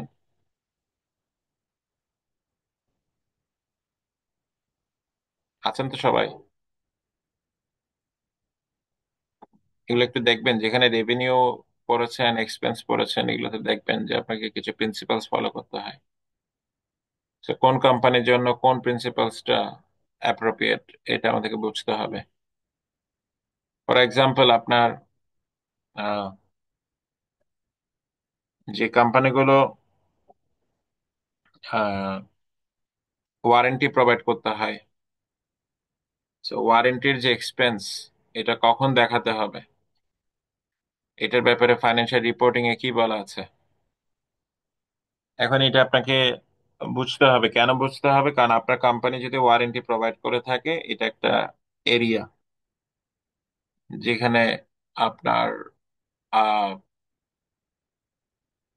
এই ওয়ারেন্টি এক্সপেন্স এটা যে এস্টিমেট করছে এটার বেসিসে কি হতে পারে, আপনার মিসরিপ্রেজেন্টেশন হতে পারে। আচ্ছা, নেক্সট হচ্ছে আপনার কোম্পানির, এটা বোঝার পর আপনার কোম্পানি ম্যানেজমেন্ট বুঝতে হবে। ম্যানেজমেন্ট কারা আছে,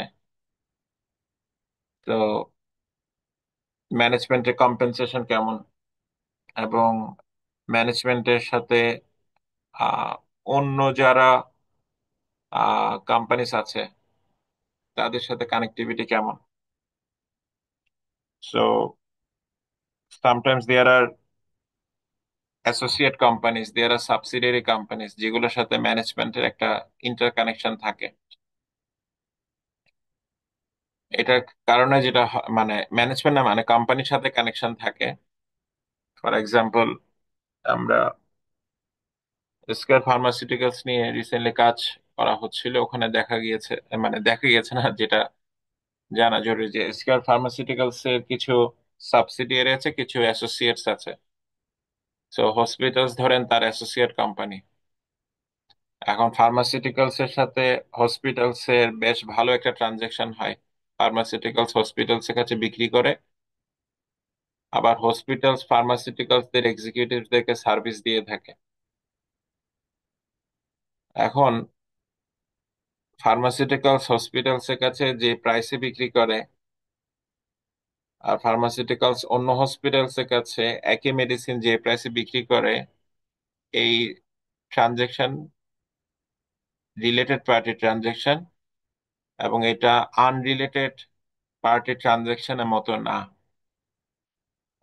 সো এই এরিয়াস গুলো এই জন্য বুঝতে হয় যে এখানে রিলেটেড পার্টি ট্রানজেকশনে কি কি ট্রানজেকশনের আপনার কন্ডিশনের চেঞ্জেস থাকতে পারে। Sir arms length transaction arm আর লেংথ কি। ট্রানজেকশন না। যেটা- হ্যাঁ, আর্ম লেংথ ট্রানজেকশন না। আচ্ছা, নেক্সট হচ্ছে identify material areas of accounting that are vulnerable to subjectivity. For example, আপনার কোম্পানিতে রিসিভেবলস একটা বড় এরিয়া। রিসিভেবলস এবং রিসিভেবলস এর কতটুকু আনকালেক্টেবল থাকবে এটা আপনাকে একটা এস্টিমেশন করতে হয়, এবং এটা একটা সিগনিফিকেন্ট পোর্শন অফ সেলস। এবং এটা যদি ঠিক মতো এস্টিমেট করা না যায় তাহলে আমার পরবর্তীতে প্রভিশনিং হয়, বা আমি হয়তো রিসিভেবলস একুমুলেট হয়, এই ব্যাপারগুলো প্রবলেম হয়। সো এক একটা ইন্ডাস্ট্রিতে এক এক ধরনের ম্যাটেরিয়াল এরিয়া আছে, যেগুলোতে আপনার আহ, বেশ ভালো কিছু এস্টিমেট করতে, যে আমি বললাম ওয়ারেন্টি, যে কোম্পানিগুলো ইলেকট্রনিক অ্যাপ্লায়েন্স প্রডিউস করে তাদের জন্য ওয়ারেন্টি একটা বড় ইস্যু। তারপর আহ, যে কোম্পানিজ গুলো আপনার নাম্বার অফ ইয়ার্স ধরে আপনার সার্ভিস দিয়ে থাকে অথবা আপডেট দিয়ে থাকে, সেখানে অ্যাকাউন্টিং কিভাবে করা হচ্ছে সেটা আপনার বেশ বড় বিষয়। আচ্ছা, দেন হচ্ছে আপনাকে যেটা বলছিলাম একটু আগে, পিয়ার কোম্পানিজ এর সাথে আপনাকে কম্পেয়ার করতে হয়। ফর এক্সাম্পল আমার revenue growth, cost of sales, এগুলো কম্পেয়ার করতে হয়। So, কেন কম্পেয়ার করতে হয়? So, এই কম্পারিজনটা আপনার লাগবে। এখানে দুই ধরনের কম্পারিজনের কথা আমরা বলছি, একটা হচ্ছে ক্রস সেকশনাল আর একটা হচ্ছে time series. So cross sectional হচ্ছে একটা সিঙ্গেল পয়েন্ট অফ টাইম আপনি সেস্কার ফার্মা বা বেক্সিমকো বা রেনাটা, এই তিনটার সাথে একসাথে কম্পেয়ার করছেন, যে তাদের কার গ্রোথ কেমন বা তার কস্ট অফ সেলস কেমন এই একসাথে, বা তার কার প্রফিটেবিলিটি কেমন, একটা সিঙ্গেল পয়েন্ট অফ টাইম। আর টাইম সিরিজ যখন হবে, ফর এক্সাম্পল আপনার সাবজেক্ট কোম্পানি হচ্ছে এক্স কোম্পানি, এই এক্স কোম্পানি 15 সালে, 16 সালে, 17 সালে, 18 সালে কি করেছে সেরকম। তো এই কম্পারিজনটার আহ ওই যে একটু আগে বলছিলাম যে রেভিনিউ গ্রোথ অ্যাবনর্মালিটিটা বুঝতে পারবেন। তারপর চেক ফর ওয়ার্নিং সাইন, আমরা যেটা নিয়ে মাত্র ডিসকাস করলাম, এই ওয়ার্নিং সাইন গুলো দেখতে হয়। আর যে কোম্পানিগুলো মাল্টিন্যাশনাল অপারেশনস আছে, they have a tendency to shift profit from one unit to another unit. So একটা কোম্পানিকে তারা হয়তো দেখাতে চায়, বা সে বাংলাদেশ পোর্শনে যে সেগমেন্ট আছে সে এটাকে যদিও ভালো করছে, বাট এটাকে গভর্নমেন্টের মানে গভর্নমেন্ট হয়তো বা কিছু কান্ট্রিতে এরকম একটা পরিস্থিতি যে গভর্নমেন্ট কোম্পানিগুলো একুয়ার করে নিচ্ছে বা গভর্নমেন্ট কোম্পানিগুলো ওনারশিপ নিতে চাচ্ছে। সো এই ক্ষেত্রে কোম্পানিজ গুলো এমন করতে পারে যে বাংলাদেশের যে ইউনিটটা সেটার প্রফিটেবিলিটি কি করলো, তার আহ, কম দেখানোর জন্য একটা প্রফিট হয়তো বা জেনারেট হয়েছে বাংলাদেশ সেগমেন্টে, বাট এটাকে সে দেখাচ্ছে ফর এক্সাম্পল ইন্ডিয়ান সেগমেন্টে, বা profit actually accrues from Bangladesh segment. So এরকম কিছু ইস্যুস অ্যারাইজ হতে পারে। এখন এগুলো আপনি দেখার পর আমাদের কাছে কিছু টুলস আছে যেটা দিয়ে আমরা একটা প্রবাবিলিটি অ্যাসেস করতে পারি যে একটা কোম্পানি ফাইন্যান্সিয়াল রিপোর্ট মিসলিডিং, এটা আমরা কি ইভ্যালুয়েট করতে পারি কিনা, বা এটাকে আমরা কোয়ান্টিটেটিভ অ্যাসেস করতে পারি কিনা। But ideally speaking, most of the step যেগুলো নিয়ে আমরা কথা বলেছি এগুলো মোস্টলি কোয়ালিটেটিভ। যদিও আমরা কোয়ালিটেটিভ ব্যাপারগুলো সম্পর্কে কনক্লুড করি by looking at some quantitative number, but আমরা লাস্টলি যে স্টেপটার কথা বলছি সেটা হচ্ছে আমাদের কাছে কিছু টুল আছে, মেশিন আছে, যেখানে আপনি এই জিনিসগুলো দিয়ে দিলে এই মেশিনটা আপনাকে বলবে যে এই company, this company has a good chance of misreporting the financial numbers. এরকম একটা টুল আমরা রিকমেন্ড করি, সেটা হচ্ছে বেনি শ্যাম স্কোর বলা হয়। সো এটা হচ্ছে একটা profit regression model that estimates the probability of earnings manipulation using 8 independent variables. So profit regression model হচ্ছে এখানে আপনার আহ, আপনার এই যে যেটা ডিপেন্ডেন্ট ভেরিয়েবল, এটা একটা ডিসক্রিট নাম্বার, এটা একটা সার্টেন নাম্বারের বেশি আসলে তখন আমরা বলি যে না, এই কোম্পানিটার আর্নিংস ম্যানিপুলেশন করার প্রবাবিলিটি হাই। আর সার্টেন নাম্বারে কম আসলে তখন আমরা আহ, বলি যে কোম্পানিটা আর্নিংস ম্যানিপুলেশন করার প্রবাবিলিটি কম। এখন এই স্কোরটা কিভাবে ক্যালকুলেট করা? স্কোরটা ক্যালকুলেট করা একটা রিগ্রেশন মডেল থেকে, যেটা বেনিশ নিজেই দিয়েছেন, বেসড অন তার এম্পিরিক্যাল এভিডেন্স, 8টা ইন্ডিপেন্ডেন্ট ভেরিয়েবলের উপর বেসিস করে। সো এটার 8টা ভার্সনও আছে, 5টা ভার্সন আছে, মানে 5 ইন্ডিপেন্ডেন্ট ভেরিয়েবলস ভার্সন আছে, 8 ইন্ডিপেন্ডেন্ট ভেরিয়েবলস ভার্সন আছে। সেখানে কি কি আছে আমরা একটু জানার চেষ্টা করি। সে আসলে এই স্কোরটা যদি -1.78 এটার চেয়ে বেশি হয়, এটার চেয়ে বেশি মানে হচ্ছে লেস নেগেটিভ। এটার চেয়ে বেশি মানে কি? Less negative. মানে এখন -1.78 হচ্ছে একটা লেস নেগেটিভ নাম্বার, আমাকে বলেন। সে ফর এক্সাম্পল -1.5, এটা কি লেস নেগেটিভ আর মোর নেগেটিভ?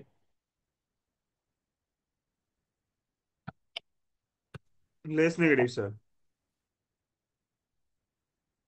আচ্ছা, আমরা একটু ড্র করার চেষ্টা করি।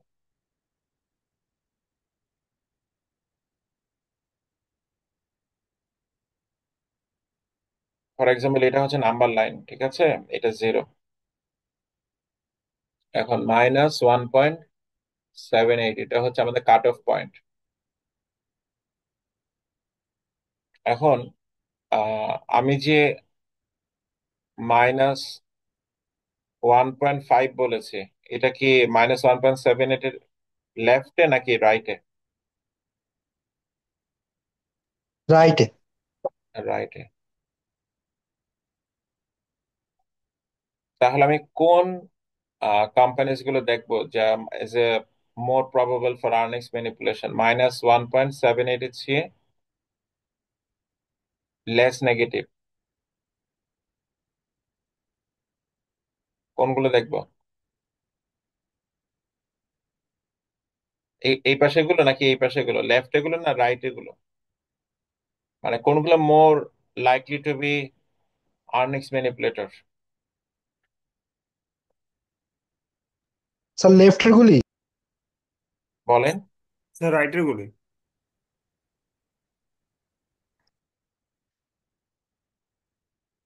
এম স্কোর যাদের বেশি,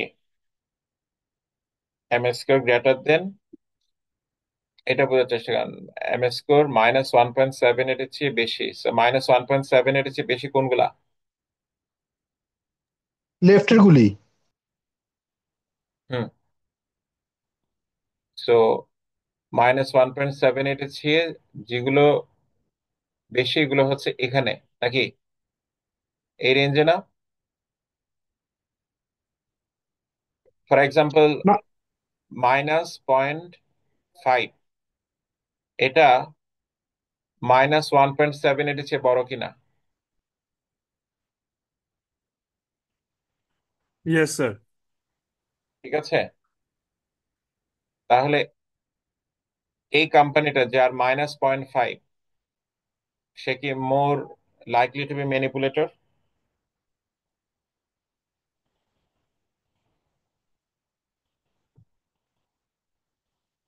ঠিক আছে, জি স্যার। বুঝতে পারছেন? -0.5 এই নাম্বারটা -1.78 এর চেয়ে বড় নাম্বার কিনা? জি স্যার। এই নাম্বারটা বড়। আচ্ছা, আর আমি যদি -2 লিখি, আমি যদি ছোট। -2 লিখি, এই নাম্বারটা এই নাম্বারের চেয়ে কি ছোট নাকি? জি স্যার। তাই না? তাহলে এর প্রবাবিলিটি অফ ম্যানিপুলেশন কি হবে? কম হবে না বেশি হবে এর চেয়ে?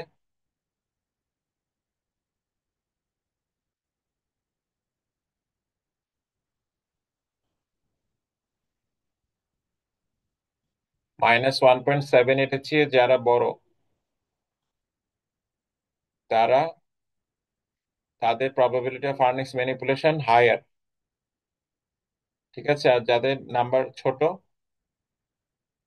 তাদের probability of earnings manipulation lower. বুঝতে পারছেন? জি স্যার। আচ্ছা, তো এখন আমরা একটু ইন্ডিপেন্ডেন্ট ভেরিয়েবলস গুলোর দিকে তাকাই, এগুলো কি কি বলা হচ্ছে। আহ তার মানে আমাদের ডিজায়ারেবিলিটি কি, এই নাম্বারটা বড় পাওয়া। বড় পাওয়া মানে এই স্কোরটা বেশি হওয়া মানে কি ভালো নাকি খারাপ?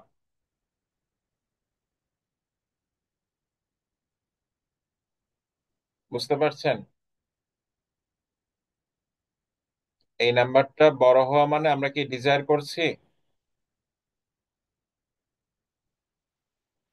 আচ্ছা, আমরা একটা একটা দেখার চেষ্টা করি ইন্ডিপেন্ডেন্ট ভেরিয়েবলস গুলো। প্রথম হচ্ছে আপনার daily sales receivables index. Daily sales receivable index, can you recall the receivables in days? মনে আছে?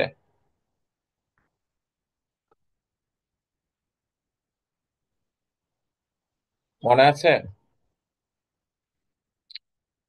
কিভাবে ক্যালকুলেট করেছিলাম?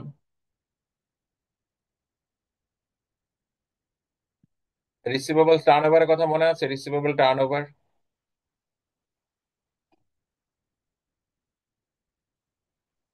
আমরা করেছি না একটা, এখানে সিকুয়েন্সিয়ালি পড়ে আসতে হবে, তাতে আমরা বুঝতে পারবো না। এই যে দেখেন 365 ওভার রিসিভেবলস টার্ন ওভার, এটা হচ্ছে receivables in days. So what does it mean? Receivable in days এটা কি মিন করে?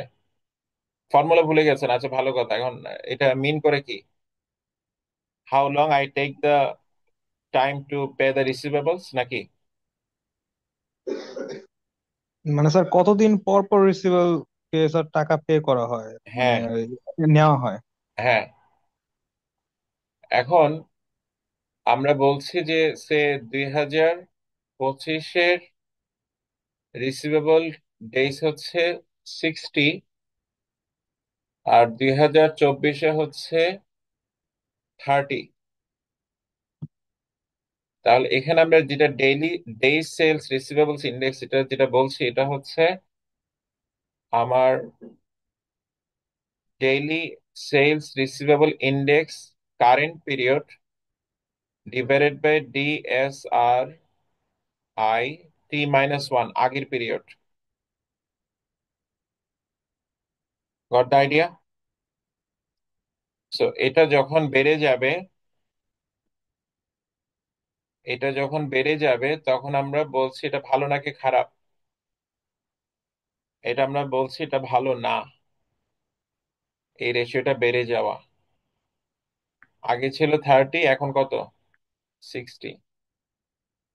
ওকে, তো রিসিভেবলস থেকে আমি পেমেন্ট পাই কি এখন লেট, মানে আরো বেশি ডিলে হচ্ছে নাকি কম ডিলে হচ্ছে? বেশি বোঝাতে ডিলে পারছি? হচ্ছে স্যার। হ্যাঁ, বেশি ডিলে হচ্ছে স্যার। বেশি ডিলে হচ্ছে। ক্যান ইউ রিকল দা, আমি যে ওসাকার কথা বলেছিলাম মনে আছে? জি স্যার। হ্যাঁ, এখন ওসাকার কথা যে বলেছি আপনার, just think of this company, এই কোম্পানিটা যে অ্যাগ্রেসিভ রেভিনিউ প্র্যাকটিস করে, তার DSR আর আই এটা কি বাড়বে নাকি কমবে? স্যার বাড়বে ডেফিনেটলি, কারণ এটা উনি হচ্ছে বাড়বে। স্যার সেল করার পর নিবে। আচ্ছা, ওকে, গট ইট।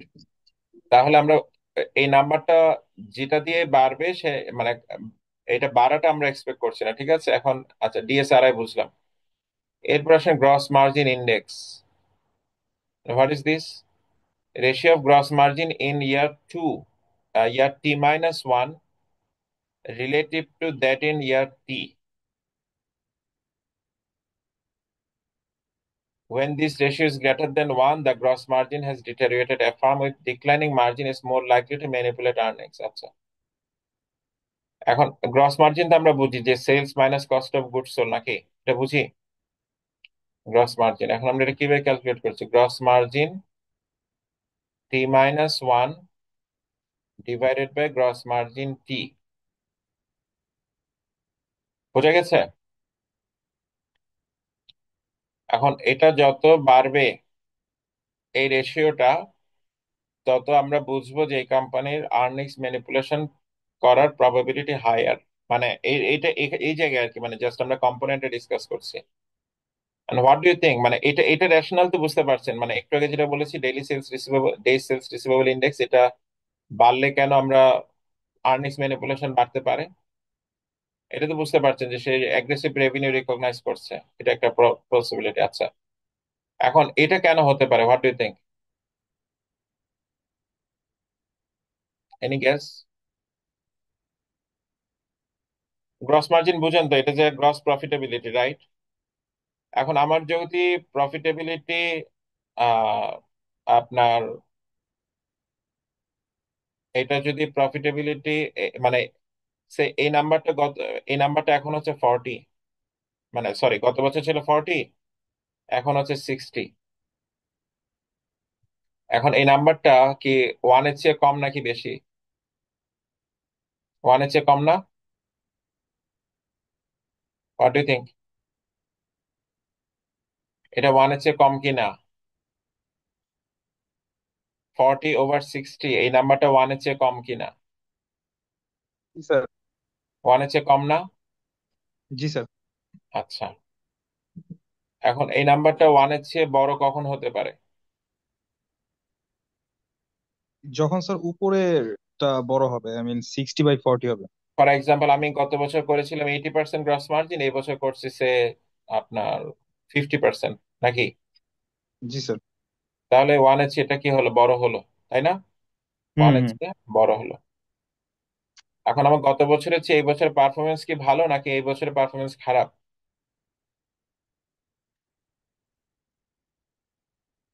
এই বছর পারফরমেন্স খারাপ না? গত বছর তো আমার 80% গ্রস মার্জিন ছিল, এই বছর 50% না?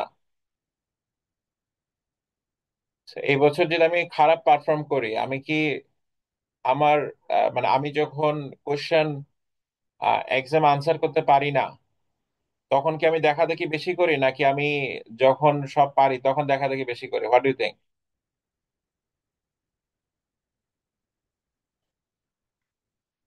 মানে আমার পারফরমেন্স খারাপ হয়েছে কিনা গত বছরের তুলনায়, এটা বোঝার চেষ্টা করেন যে গত বছর আমি 80% গ্রস মার্জিন করছিলাম, এই বছর করছি কত, 50%। আমি যেহেতু গ্রস মার্জিন কম করেছি, আমি ম্যানিপুলেট করার টেন্ডেন্সি আমার মধ্যে বেশি থাকবে না কম থাকবে? বেশি থাকবে। বেশি থাকবে, that is the reason. Asset quality index, একটু আগে আমি বলছিলাম না আপনার, identifiable asset and non identifiable asset, গুডউইলের কথা বলছিলাম, খেয়াল আছে? সো গুডউইল ছাড়া অন্য যে অ্যাসেট গুলো আছে, দিস আর মানে অ্যাসেটের দুটো ক্যাটাগরি, একটা হচ্ছে টেনজিবল, একটা হচ্ছে ইনটেনজিবল। সো আমরা হোয়াট উই বিলিভ, যে যে কোম্পানির আপনার এই ধরনের অ্যাসেট বেশি থাকে, এই যে প্রপার্টি প্ল্যান্ট ইকুইপমেন্ট, এই ধরনের অ্যাসেট যাদের বেশি থাকে কম্পেয়ার টু টোটাল অ্যাসেট,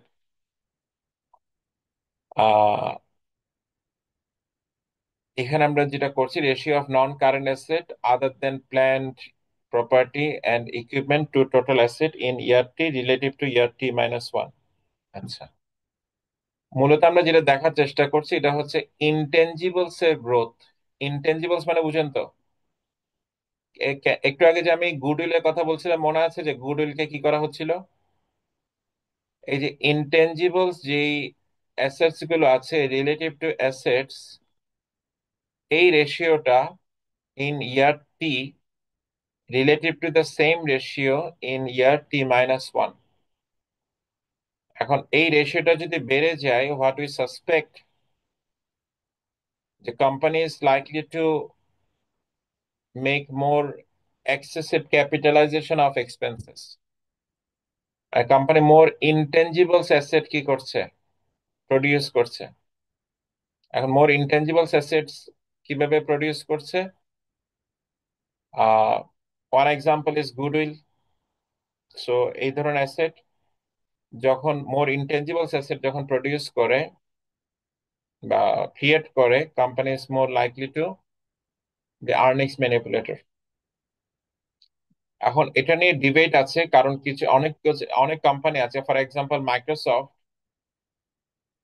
তার 3% হচ্ছে প্রপার্টি প্ল্যান্ট ইকুইপমেন্ট থেকে আসে টোটাল অ্যাসেটের, আর 97% অ্যাসেট হচ্ছে ইনটেনজিবল, সে ফর এক্সাম্পল তার সফটওয়্যার, ঠিক আছে, এটা একটা intangible asset. But some companies, মানে other than this kind of companies, many of the companies resort to intangibles to manipulate their financials. Okay, তারপর কি আছে, sales growth index, ratio of sales in year T relative to year T minus one.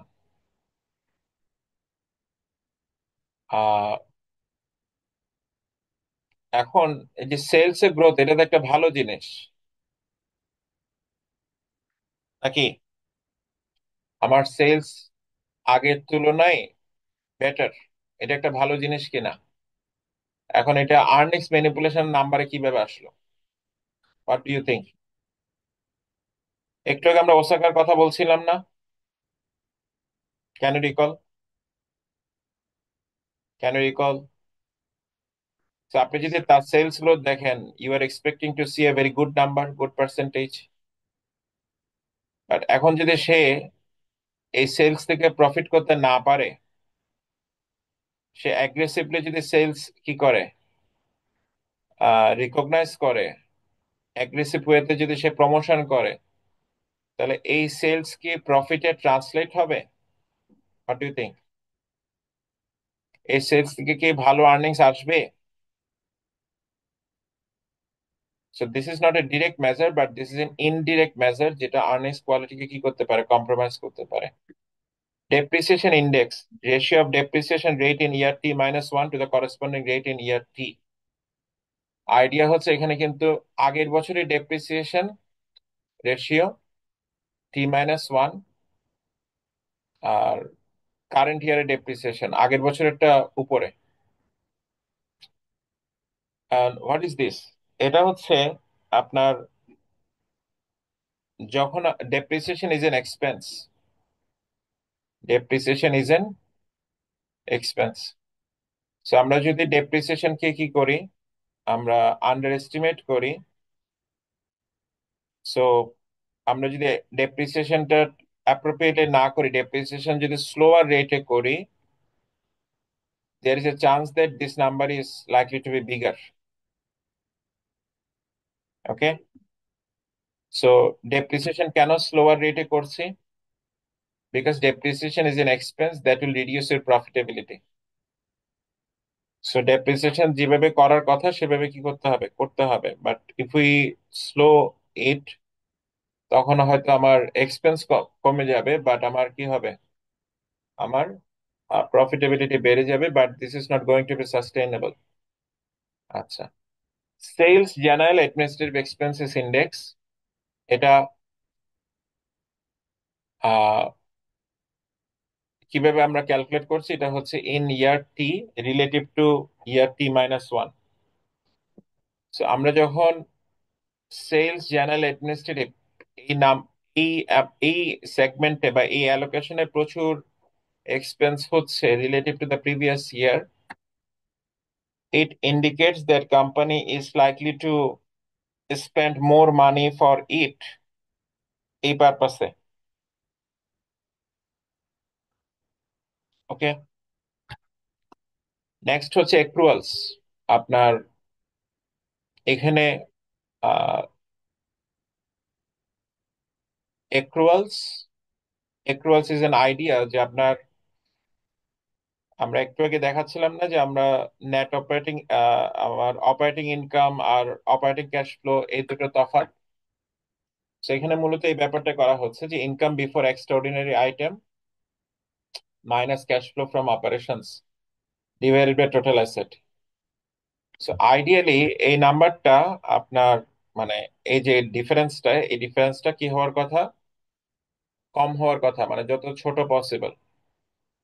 But আমি যদি aggressive revenue recognise করি, আমার এই নাম্বারটা বড় হবে, এই নাম্বারটা ছোট হবে, তখন ওভারঅল এই রেশিওটা একটা বড় নাম্বার হবে, accruals will be higher. So accrual যখন বেশি থাকে, there is a chance of not getting the cash later from these accruals.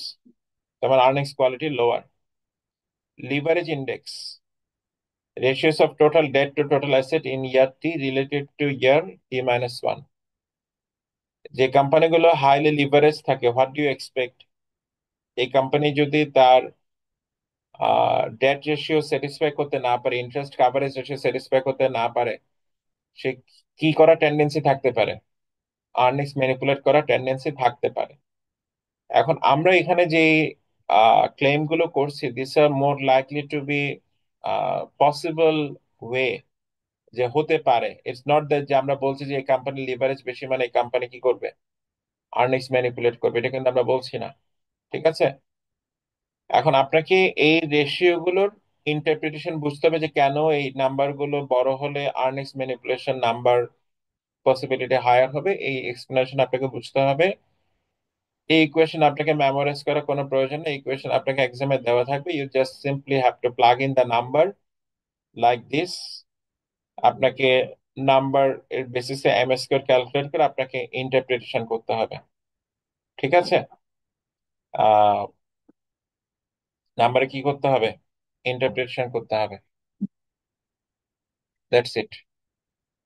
Okay, so একটু এই নাম্বার এক্সাম্পলটা দেখবেন, এখানে প্লাগ ইন করে এম স্কোয়ার ক্যালকুলেট করা হয়েছে।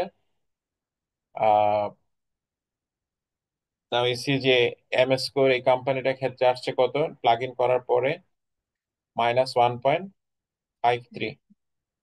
সো -1.53, এটা -1.78 এর লেফটে নাকি রাইটে বলেন? রাইটে। রাইটে স্যার। রাইটে। তার মানে এটা the higher chances of earnings manipulation. ঠিক আছে, এটা লেস নেগেটিভ না? মানে -1.78 এর তুলনায় -1.53টা লেস নেগেটিভ না? জি স্যার। বাট এই নাম্বারটা বড় কিনা এই নাম্বারের চেয়ে? মানে -1.53 এই নাম্বারটা -1.78 এর চেয়ে বড় কিনা? জি জি স্যার, স্যার, বড়। বড়। বড় স্যার। আচ্ছা, -2 বড় নাকি -1 বড়? -1 বড়। -1 বড়, ঠিক আছে।